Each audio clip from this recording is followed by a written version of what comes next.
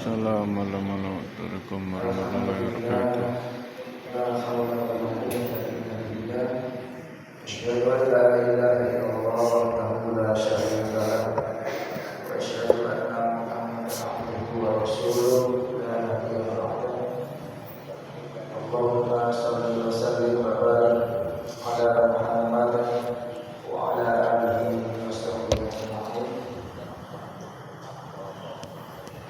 قال الله تعالى في القرآن الكريم أعوذ بالله من الشيطان الرجيم Maka yuridu khayrat dunya wa zinataha wa fi ilayhi a'maluhum fiha wa hum fiha la yubkhasun. Sallallahu alaihi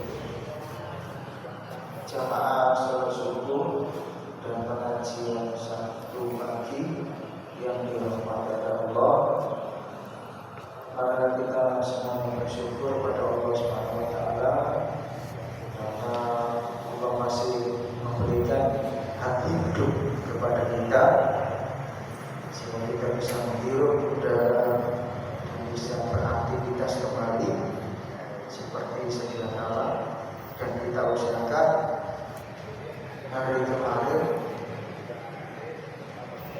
di saat sekarang ini lebih baik daripada yang kemarin, sehingga kehidupan kita ini akan menjadi lebih berkah di mata Allah Subhanahu wa taala, di hadapan Allah Subhanahu wa taala, sehingga ketika seorang itu tidak ada yang diinginkan oleh Allah kecuali semakin hari semakin baik dan semakin mendekatkan diri kepada Allah Subhanahu wa taala.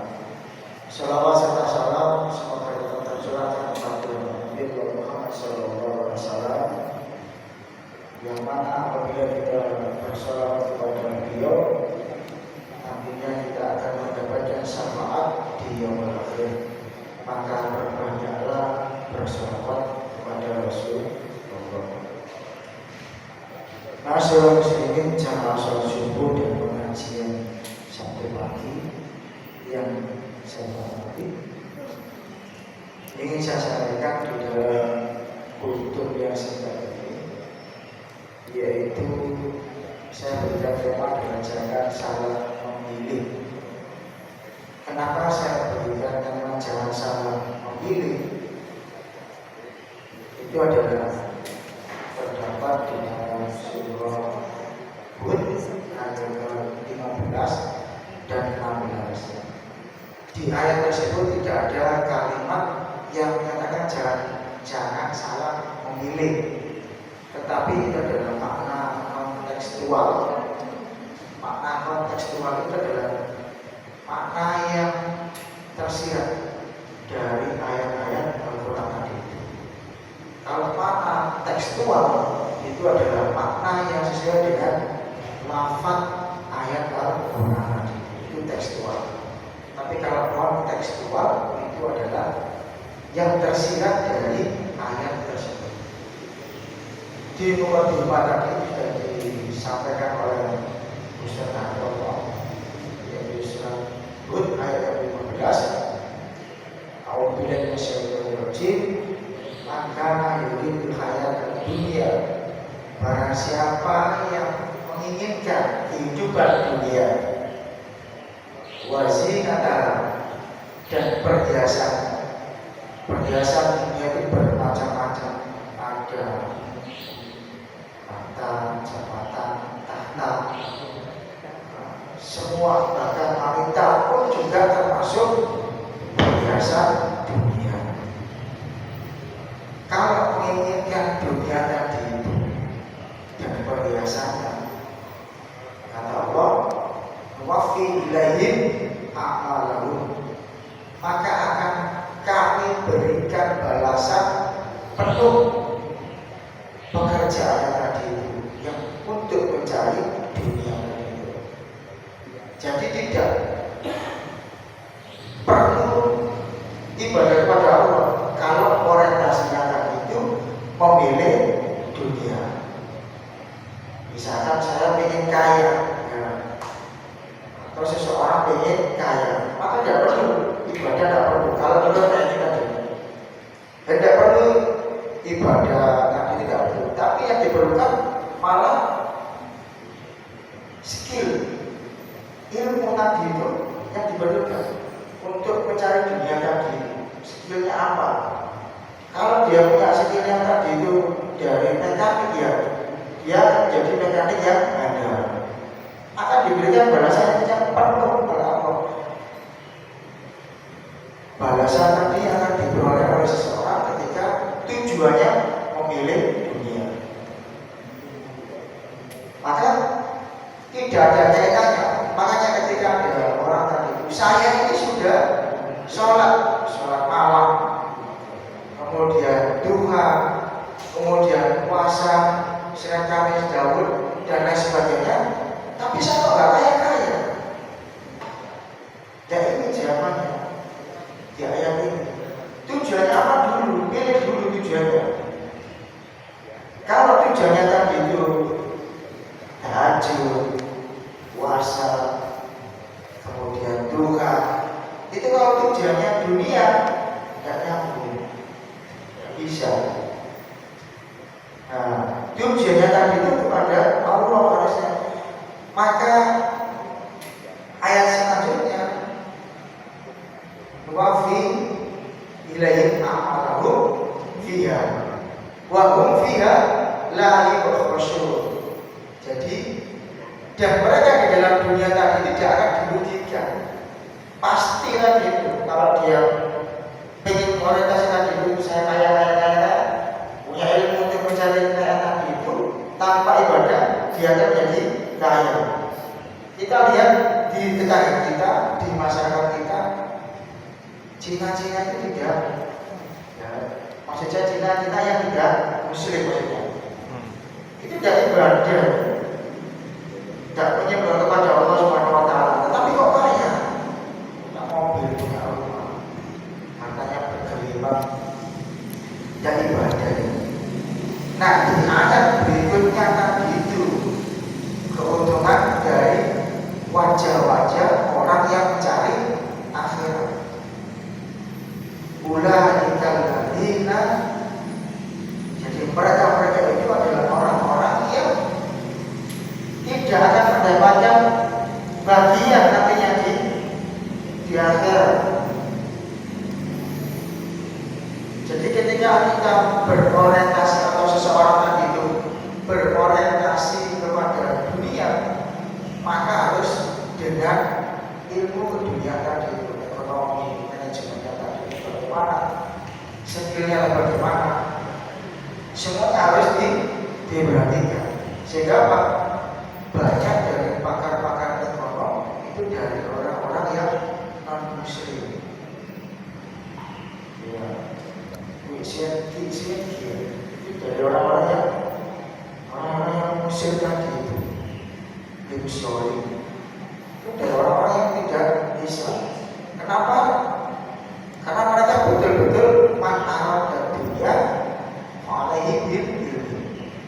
Maka barang siapa yang menginginkan dunia, maka dengan ilmu dunia tadi, ketika tidak punya ilmu, cuma diandalkan tadi itu ibadah, ya dia akan mendapatkan besok sebagai investasi di akhiratnya tadi.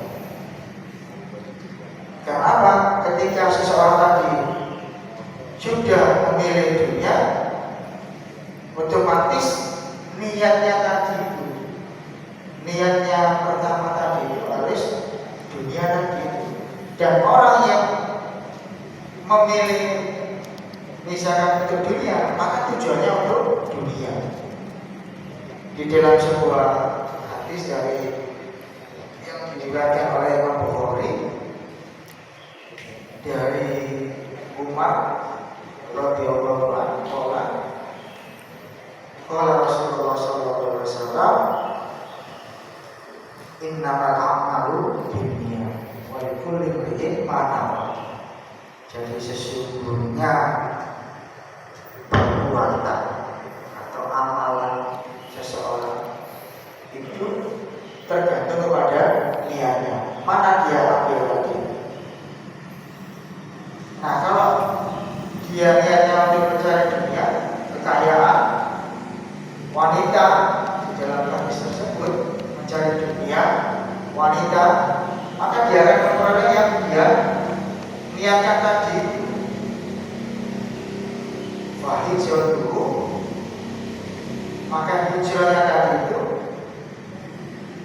dia akan peroleh tadi itu. Ketika seorang tadi itu sudah melakukan innama a'malu dunia, bahwa saya hanya untuk mencari kekayaan di dunia, maka sekarang yang arah untuk menjadi kaya dia. Bahkan ketika seseorang tadi itu sampai ke luar negeri untuk mencari ilmu bagaimana supaya bisa sukses cepat, supaya bisa cepat, bukan seperti yang di Indonesia cepat-cepat kaya cari pesugihan. Kalau mereka berdasarkan ilmunya ilmu logika, tetapi kalau di Indonesia pakai ilmu mistis tadi itu sama caranya, caranya sama-sama cari ilmu maksud saya, tapi beda ruangnya tadi itu. Yang satu cari ilmu yang materiologis, yang satu yang mencari yang mistis. Nah, kalau sudah menggunakan yang mistis atau mistik tadi itu, berarti ada bantuan dari jin, Pak Doyol. Pesugihan supaya dia jadi seorang kaya, minta tumbal ya, minta sesajen yang harus diberikan. Nah, ini sudah menyimpang dari ajaran Rasulullah. Kalau ingin jadi kaya ya harus punya ilmu, seperti sahabat Abdurrahman bin Auf. Ketika dia hijrah dari Mekah menuju Madinah, itu Abdurrahman bin Auf itu tidak membawa hartanya sama sekali, ditinggal.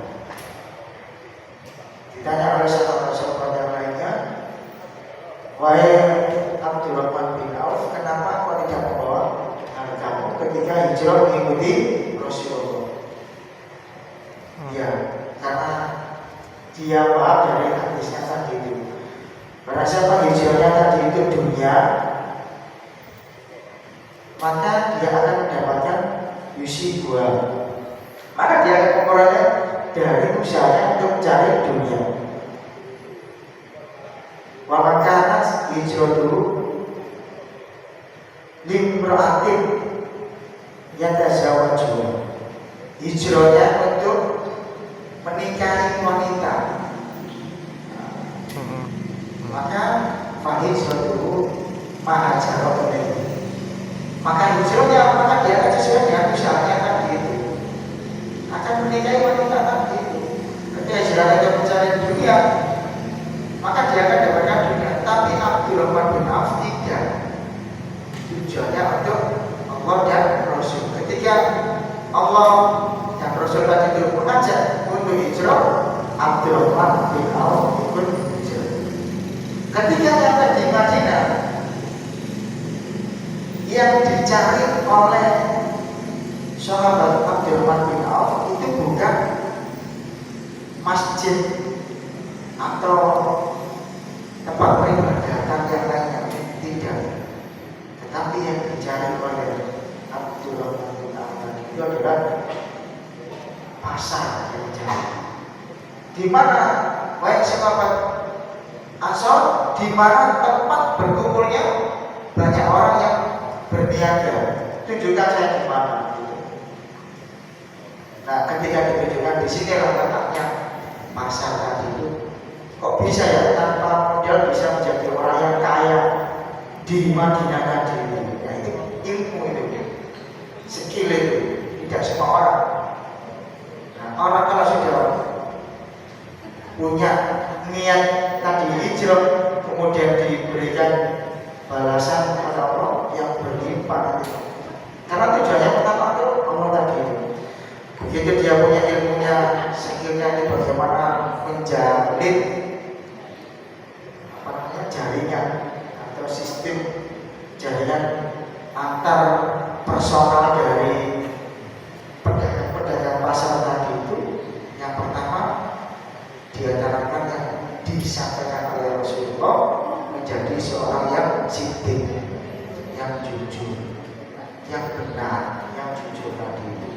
Maka kalau sudah orang jujur pasti dipercaya. Nah, rasa kepercayaan yang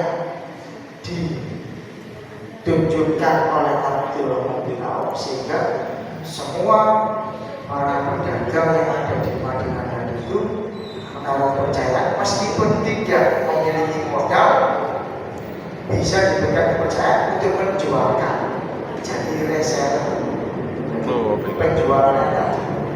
Akhirnya dari beberapa hasil reseller tadi itu dia kumpulkan ditampung, sebagian dimintakan di jalan Allah, jadilah seorang yang sukses, yang kaya di dalam surah Asy-Syura ayatnya ke-20 juga di sini dijelaskan tentang pilihan dunia atau akhirat. Maka yuridu sawabal akhirati, barang siapa yang menginginkan keuntungan akhirat, nazid lahu, maka kami Allah akan tambahkan fikasi di dalam keuntungannya tadi. Nah, ini sebagai pembuka pikiran kita, sebagai wacana kita supaya lebih luas. Barang siapa yang mencari keuntungan untuk akhirat, nazid lahu fikasi, kata Allah. Barang siapa yang ingin mencari keuntungan akhirat, maka akan saya tambahkan, kata Allah, fikasi keuntungannya tadi itu. Sebab apa? Ketika seseorang tadi itu tujuannya untuk akhirat, tidak serta-merta yang dituju tadi itu dunia.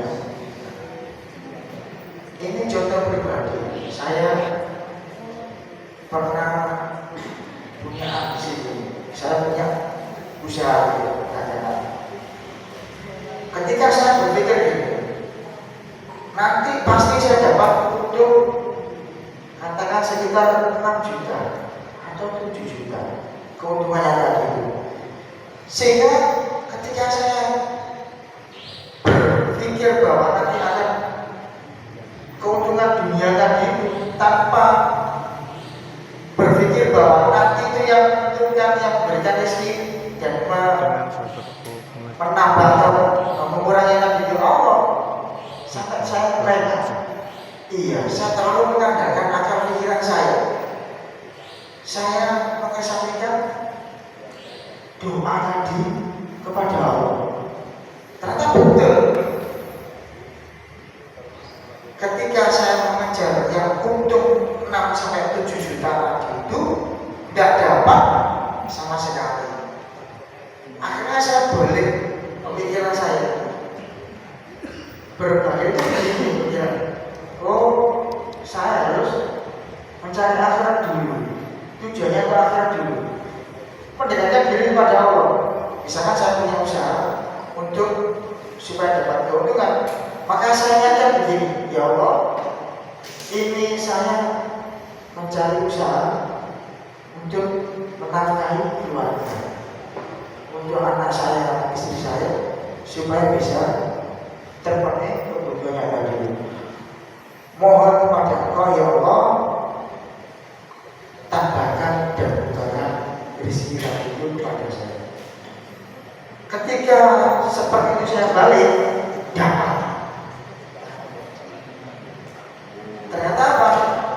Orientasinya tadi itu kalau akhirat, maka dunia akan ditambahkan oleh Allah.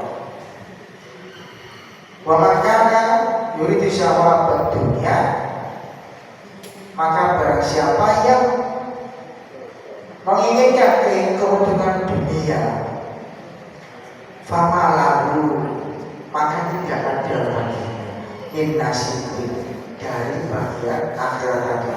Wa ma lalu fil akhirati min nasibin, maka tidak ada bagian lagi tadi yang keuntungan di dunia tadi dia tidak akan dia terima. Jadi kalau orientasi tadi itu mengejar dunia, akhirat dikesampingkan, maka fil akhirati min nasibin, hilang semua, sudah tidak akan terdapat sosialnya ketika di dunia. Tetapi kalau kita orientasinya akhirat, sambil bekerja tapi niatkan untuk mendekatkan diri kepada Allah, maka kita akan dapatkan dua keuntungan yang tadi. Keuntungan di dunia dan keuntungan kelak akan mendapatkan pahala di sisi Allah Subhanahu wa Ta'ala.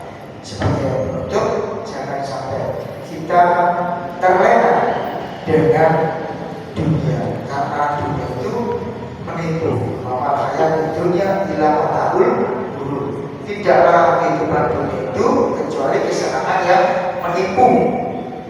Seperti kita kecil ketika melihat orang dewasa, orang dewasa itu enak ya, bisa begini. Kita saat kecil. Begitu kita bisa dewasa, seperti orang yang dewasa tadi itu, ini baik seperti ini.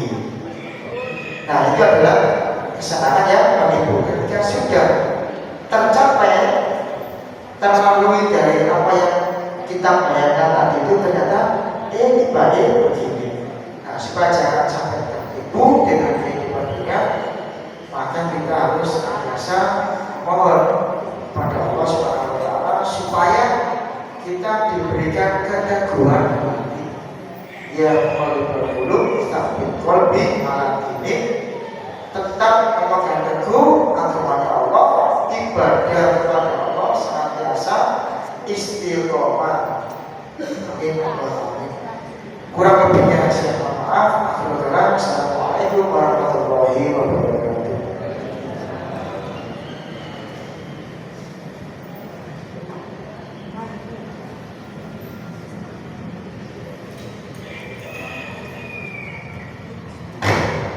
Terima kasih, demikian tadi mudah-mudahan bermanfaat bagi kita semuanya. Bapak Ibu sekalian, perlu saya sampaikan bahwa untuk kajian berikutnya Sabtu mendatang tanggal 22 Juli insya Allah akan disampaikan oleh Ustaz Hussein Jahri SHI.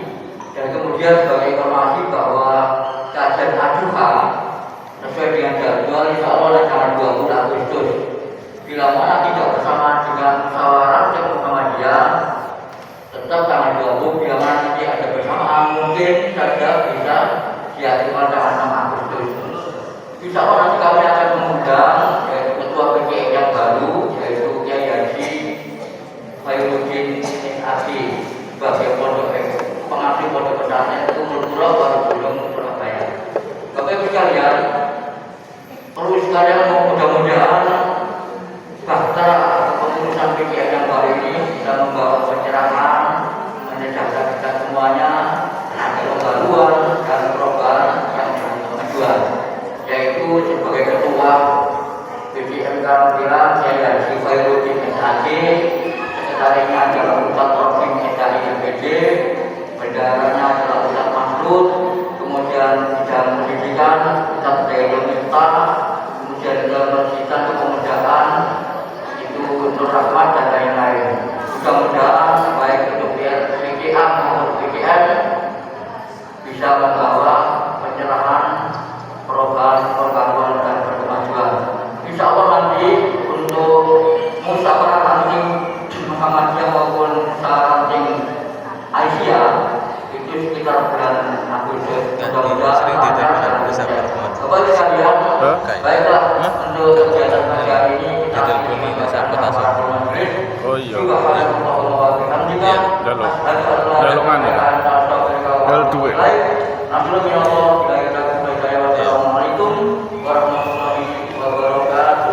Waalaikumsalam warahmatullahi wabarakatuh.